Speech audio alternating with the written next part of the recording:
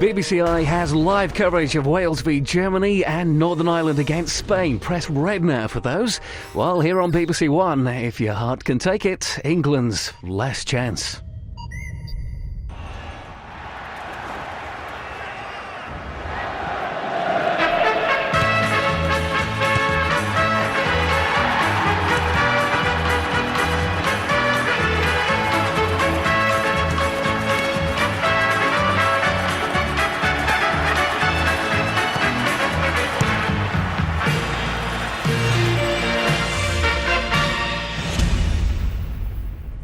Good evening and welcome to Wembley for England's European Championship qualifier against Croatia. It's been a little precarious at times, but this game was always going to count.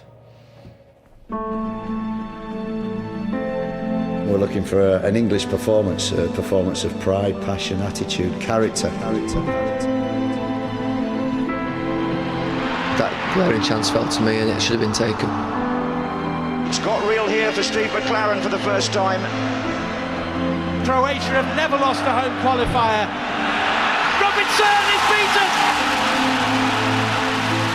Oh, Robinson, it's the worst goal that you will ever see England concede. And the England supporters have every reason to feel absolutely furious. It's a must-win game for England, it really is. Nothing less than 3 points will suffice here. And there's a chance for the first goal. It's there! It's almost like old times. Ah! Rio Ferdinand! It's not often you get an enjoyable game with England. A win and England qualified today. And here's Rooney! Oh, what a goal! Wayne Rooney has conceded the penalty. It was outside the penalty area. And England are behind in a game they must not lose. I'm just sick because we had it and it's been taken away. And England start to pray. This crucial game in England's group in the race for Euro 2008. Here's a real chance, and Israel have taken the lead. A great chance for Dino, and he scored the equaliser. And he's hit the post. The agony as well for England fans at home, but Israel are coming forward. It's a great chance to win it, and they have. It felt like Ara was when I was a fan. Difficult to watch. It was unbelievable. The heart in the mouth stuff. The control's back in our hands, and we need to deliver on the pitch. Judging by the twists and turns of this qualification campaign, a packed Wembley Stadium could well be in for a tense evening. It may have been somewhat through the back door, but as I'm sure you already know, a draw or better against Croatia and we'll have something to look forward to next summer. A win by 2-0 or better and England would actually top the group.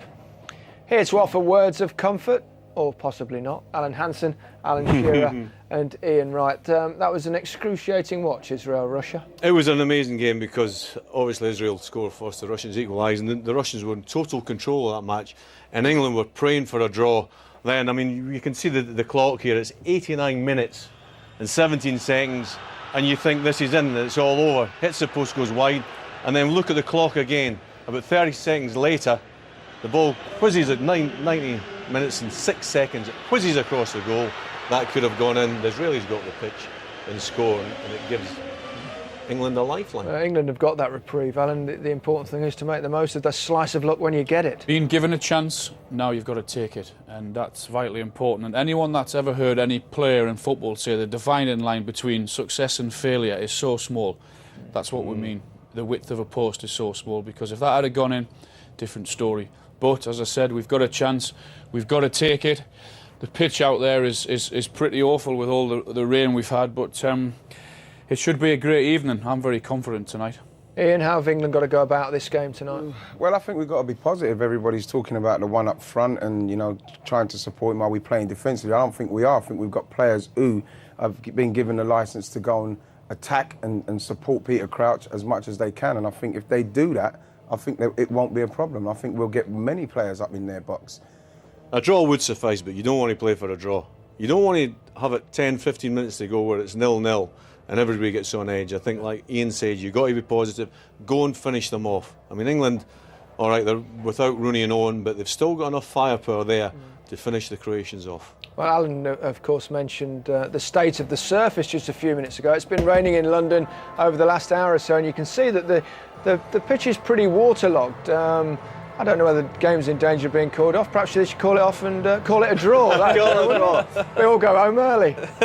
It's great for the England goalkeeper, isn't it? You know, one mistake and you're out, and inexperienced back four in front of him, and then you've got to play in that. Yeah. And does that favour either of the two sides?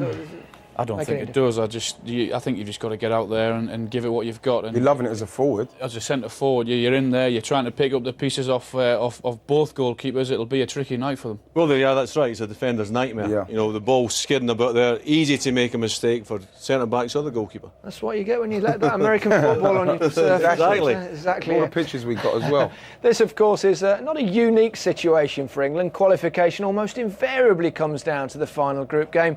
And by and large, it turns out okay. Oh, there's a chance there, here's a goal! Paul Mariner! And England getting home with a smack of wood.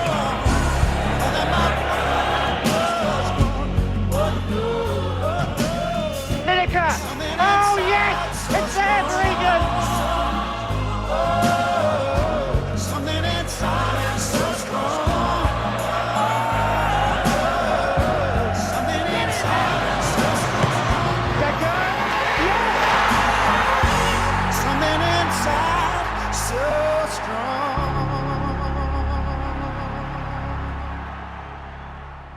For David Beckham to repeat that feat this evening, of course, he'll have to come off the bench.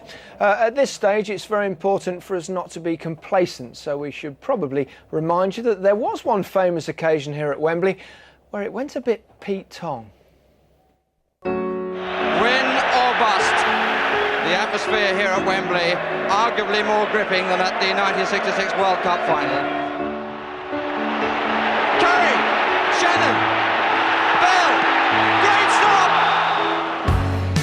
Clark, another good save, and it's there, and England in terrible trouble. That's inside, surely. Yes, it is. A penalty, and he's made it. And England are alive again. Peters, Hunter again, right foot. And no time goes by, I will always be in a club with you in 19. And the final whistle, and England are out of the World Cup. The end of an era, Sir Alf Ramsey. It was purgatory. I remember it ever so well. And the interesting thing, of course, is that result would do for England tonight. On that occasion, they had to win. Sir Alf Ramsey, who'd already won the World Cup for England, lost his job. I don't know what chance Steve McLaren will get. Well, the other thing, as Al was quite rightly pointing out, it's a thin dividing line between success and failure, because in goals that night for Poland, Tomaszewski had an unbelievable game, and Shilton, who was the best goalkeeper you've ever seen, made the mistake. So, you know, anything can happen. But as I say, the most important thing for England is to be positive here. Go out and get after them and finish the game off. Are you old enough to remember that, Shearer? No, I was just going to let Hansen talk about that, 1973. I was only 3 then. Right here. I was 10. I remember it. I couldn't understand why everybody was so upset. I thought England were brilliant on the day, but we just didn't win. That's how I saw it, you know what I mean? But I just remember trying to pronounce Tomaszewski's name all the time when we went to school the next day. Got it now. Well, you did better than me. Well, I know it now, yeah. Yeah. Let's hear from England's reprieve manager, Steve McLaren, spoke to Ray Stubbs just a few minutes ago. Steve, first things first, all the best to you and your players. You picked Scott Carson in goal. You were rock solid in support of Paul Robinson. What changed? I think just events, things that have happened in previous games. But also Scott Carson, we had high hopes for him at the beginning of the season. His form's very good. We feel it's just the right decision. Paul doesn't even make the bench. Is it the situation you feel he's not in the right frame of mind given he's been dropped? Again, just we feel it's the right thing to do and take him out the heat completely. We've said to him he's coming back to form with Spurs just of late. And he's got a future with England, no problem with that. What decided you about leaving David Beckham on the bench? I think we're playing sort of a 4-3-3 with Peter Crouch up, and we just needed pace on the flanks, and I think Sean Wright-Phillips provides us with that, and Joe Cole on the other side. They're used to it, they play like that with Chelsea. And Sean Wright-Phillips has really, the last 3 games, at Wembley has not let England down. If you need anyone to come off the bench and score a free kick, as what happened in 2001, no better person. Absolutely. We've said it's important, not just the 11 that start, but also the subs, because it's going to be a 95-minute game. And it's going to go right to the wire, right to the end, and we need players coming off that bench who can give us an impact. How do you want your team to play? Will Steven Gerrard support Peter Crouch? Will you try and get as many people as possible forward? As many people as possible as we can. I think we've got that with Frank and Stevie G from midfield. I think we've got that from the flanks with Sean Wright-Phillips and Joe Cole. And that's what we're looking to do. And we're looking to play football. We're looking to be aggressive.